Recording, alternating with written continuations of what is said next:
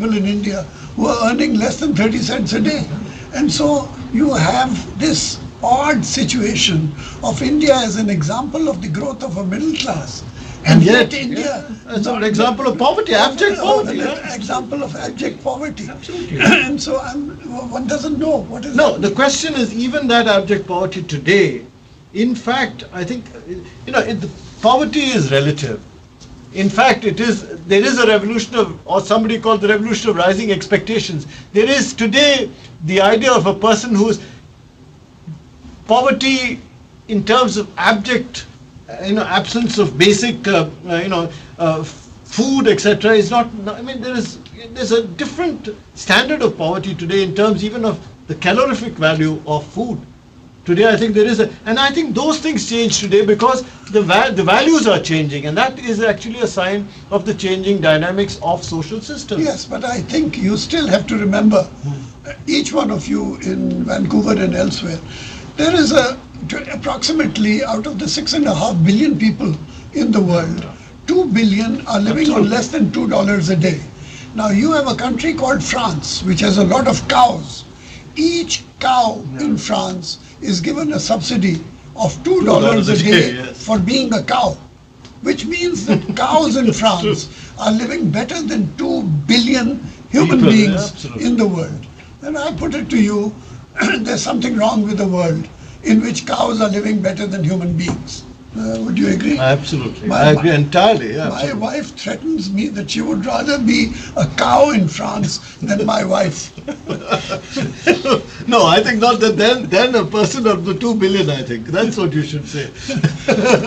Over to Tinek for 2 questions from Tinek.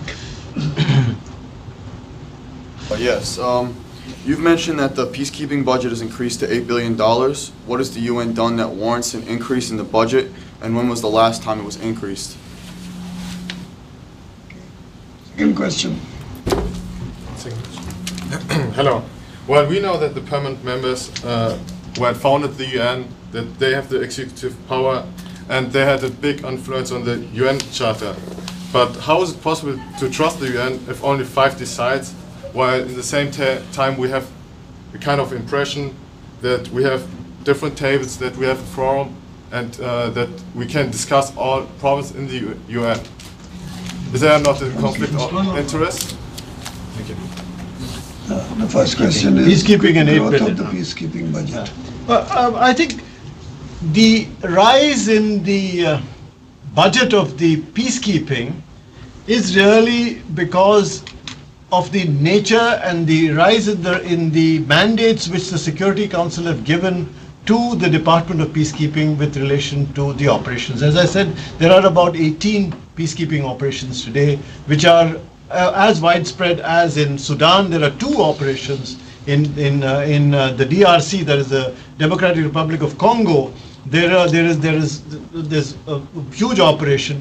Each of these peacekeeping operations themselves are complex operations covering a wide variety of responsibilities from, in a sense, the military aspect, the police aspect, the security sector reform aspect, the rule of law aspect, the empowerment of women aspect.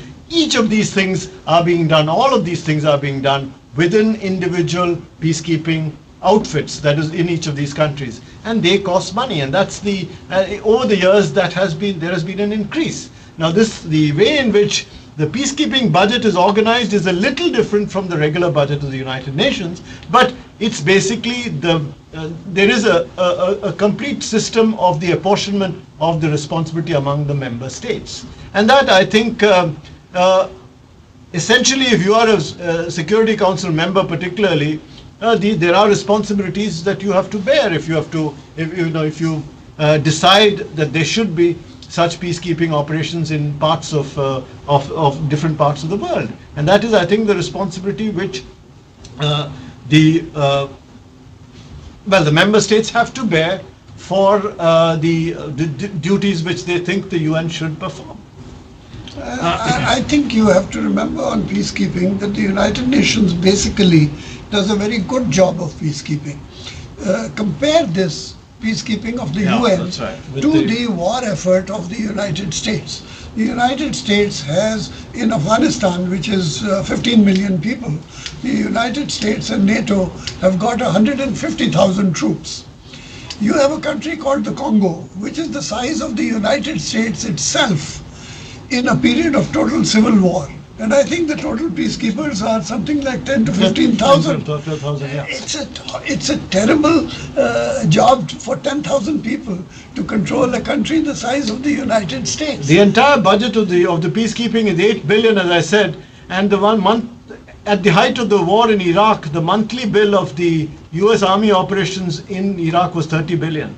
Yeah. You can well imagine monthly, and this is an annual figure of 8 billion. So it has been proved, and I think the RAND Corporation has established that the cost of UN peacekeeping is only 1/10 that of national peacekeeping, let's say, by activities done by, say, the United States. So there is a certain, let's say, economic argument also to be had. And Now, just to give you a quick idea, because you must know how efficient is the use of money in the United Nations.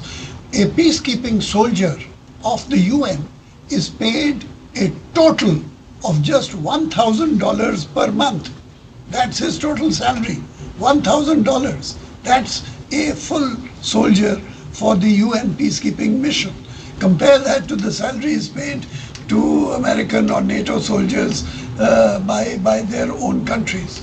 So UN peacekeeping is a good operation, very cheap operation, and in my judgment, a very impossible operation.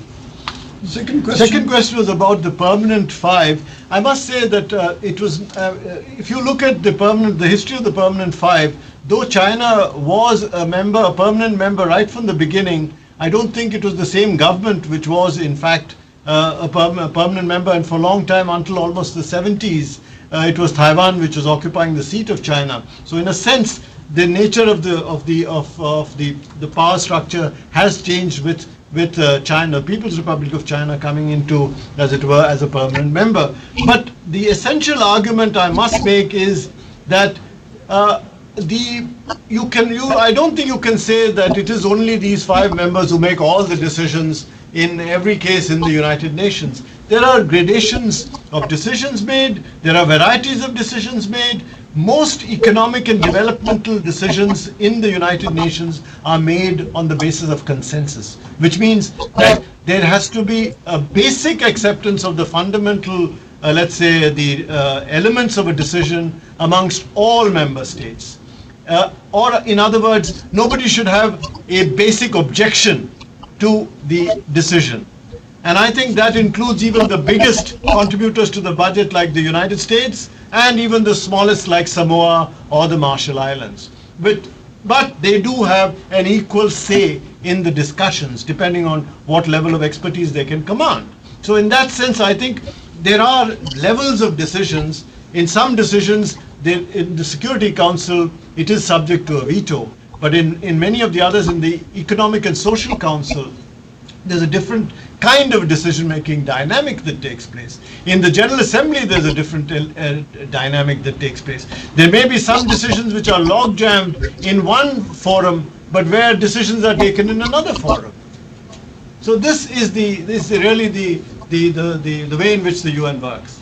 Yeah, one more point that you must follow about the veto.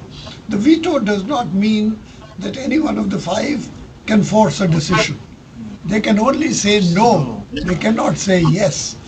To get a yes, you have to get agreement among the others. Even in the Security Council, you need to get 9 votes before it becomes a yes. And so all that the 5 veto members have is this right to say no. They cannot say yes. Over to Madison for 2 questions from there.